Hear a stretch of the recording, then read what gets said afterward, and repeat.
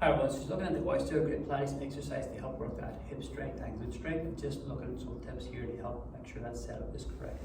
So we're into our side leg position. We're lying on the side, we bend the knees. We're looking to try and keep the heel of the foot roughly in line with that lower back, so we're just bending them legs just up to around 90 degrees and beyond. Knees are out, knees are stacked, ankles and hips.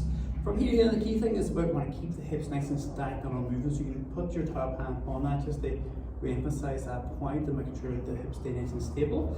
Nice deep breath in as you breathe out, feet stay together, knees are coming apart, you feel that tension at the top, hold it to that exhale, and heel gently bring that knees together. So still control the way up, squeeze, control the way down. Sometimes what happens when people push the knee apart is if they don't keep the hips nice and stacked, they'll push the hips back, so they'll collapse the hips behind, and they'll not really feel it because they're moving the hips away and back in. So that's why we have our spare hand on top, just to keep the hips nice and stacked, to reinforce the point of keeping them hips from moving. And then as you split the knees apart, you'll feel that tension point at the top if you keep the hips nice and stable. So when you're doing these exercises, just keep an eye on those hips, just make sure they don't move, moving that leg out from that joint, feet stay together, knees are controlled apart, and come back in and you'll get that area.